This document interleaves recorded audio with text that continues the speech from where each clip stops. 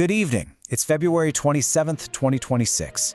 Right now, two incredibly strange and dangerous stories are unfolding at the exact same time. One is a very visible display of military might. The other is happening in the invisible shadows, in a place most of us never even think about. So get this. On one side of the world, the US is rolling out its most advanced missile system ever, staring down China in the Pacific. It's the absolute future of war. But on the other side of the planet, it's a completely different story. The US is literally losing control of its own 50-year-old military satellites to a bunch of radio pirates in Brazil using homemade gear. It sounds like a joke, right? One is the future, the other is a ghost from the past. And the key, the really crazy part, is understanding how these two stories connect. Because they do, and that connection reveals a massive vulnerability at the very heart of American power. And you are definitely going to want to stay till the end because some shocking things I am going to reveal in this explainer. Let's get back to it. All right, here's how we're going to tackle this. First, we'll look at the two stories separately, the super high-tech Typhon missile system, and then the bizarre story of the satellite pirates. After that, we'll uncover the one crucial breach that connects them both. And finally, what it all means for a superpower caught in a double bind. Okay, first up, the Pacific. This is where a brand new piece of military hardware is seriously turning up the heat in the standoff between the US and China. So what exactly is this Typhon system? Well, put simply, it's a launcher on the back of a truck, but it's what it launches that matters. Tomahawk cruise missiles and powerful SM-6 interceptors. The whole thing is mobile, it's hard to track, and it gives the US Army a kind of long-range punch that it hasn't had in decades. And there's a very specific reason for that. And that reason is this: the INF Treaty is dead. For more than 30 years, a huge arms control deal between the US and Russia banned these kinds of ground-launched missiles. But that treaty, it's gone. So the Typhon system isn't just some new weapon, it's the direct result of that treaty collapsing. And it's kicking off a whole new era of military strategy. Now, location is everything here. The US has put these systems in northern Luzon in the Philippines. And if you look at a map, a Tomahawk missile launched from there has a reach of over 1,000 miles. That massive arc covers not just Taiwan, but the whole South China Sea, and critically, it can hit the command centers of China's southern military and its most important naval bases.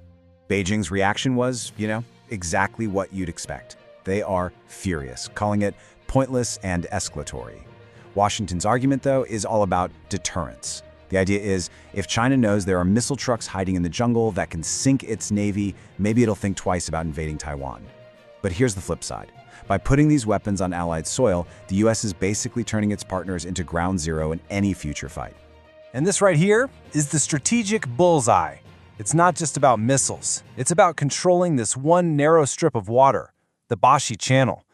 For the Chinese Navy, this is the main doorway out into the wider Pacific Ocean. By planting the Typhon system right there, the US is effectively building a giant fence across China's front door.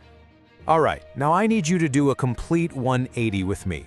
We are leaving the world of hypersonic weapons and geopolitics and traveling 12,000 miles away to the backroads of Brazil. Because while the Pentagon is laser-focused on the Pacific, its own stuff is being compromised in the most unbelievable way.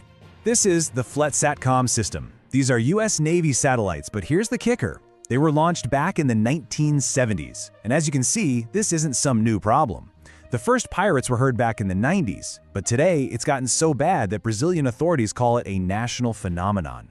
It's basically an out-of-control party happening on a very old, very expensive piece of US military hardware.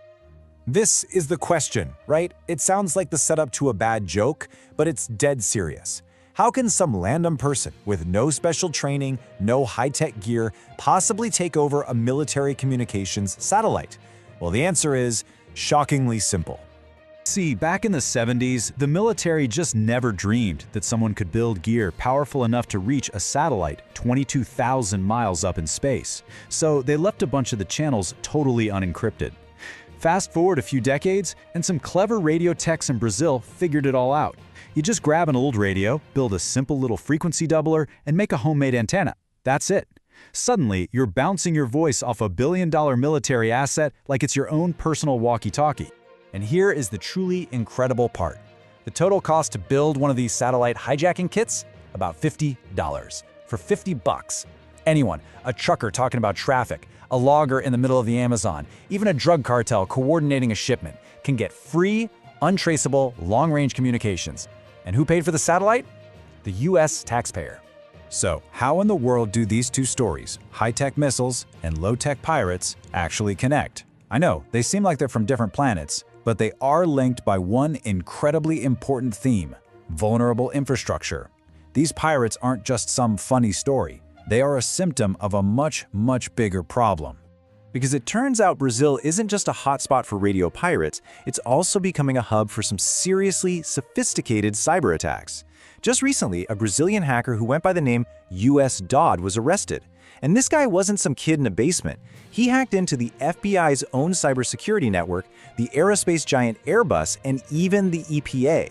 This proves the skill is there for way more than just pirate radio. And here it is. This is the crucial point. The satellite hijacking and these massive data breaches, they're two sides of the very same coin. They both expose how old systems, legacy infrastructure built decades ago, can be cracked wide open. Think about it. If a trucker can talk over a military satellite, what do you think a sophisticated country could do? They could jam it, they could spoof it, or they could just sit back and listen to everything. And this brings us to the shocking reveal, where these two stories finally slam together. The United States isn't just facing one threat in the Pacific. It's facing a fundamental challenge to its power from two completely different directions at once, and it's being squeezed into this kind of impossible double bind. This is really the key takeaway from all of this. You don't need a hypersonic missile to undermine a superpower. Sometimes the most effective weapon isn't the one that cost billions of dollars. It's the one that finds a weakness nobody was even paying attention to. So this is the two-front war of today. You've got the Pacific Front, that's a visible war of presence. It's about staring down a major country like China with high-tech weapons. But then you have the Spectrum Front. This is an invisible war of integrity. It's non-state actors like pirates poking holes in US systems with cheap, low-tech tools, questioning America's ability to even control its own communications. So, what does it all mean? What's the final verdict? Well, from the tense waters of the Bashi Channel all the way to the hijacked airwaves over Brazil, it all boils down to one thing: a global struggle for control. And here it is. Power in this century, it isn't just about who has the biggest, most expensive gun. It's about who can keep their signals secure and their own backyard quiet. And on both of those fronts, right now, the United States is being seriously tested. Which leaves us with one last question to think about. What really is the bigger threat to a superpower? Is it the weapon you can see, like that Typhon missile ready to launch? Or is it the weakness you can't see, like a 50-year-old vulnerability just floating silently, forgotten, in space? Let me know what you think is the bigger threat down in the comments. And make sure to like and subscribe for the latest updates and more explainers just like this one. And you should watch the explainer coming up on your screen right now.